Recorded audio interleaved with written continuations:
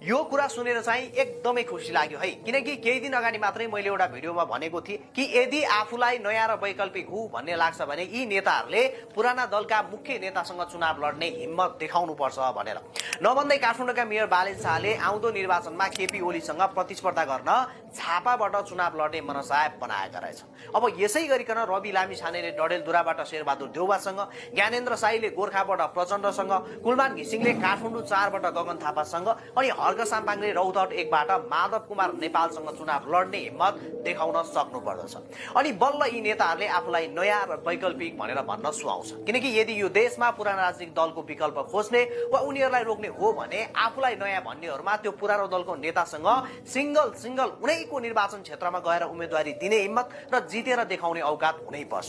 यदि यी 5 जना पुराना दलका नेतालाई अहिलेका नयाँ भनिएकाले हराउन सक्यो भने त्यो दिन सिंगो पुराना दल नयाँसँग हारेको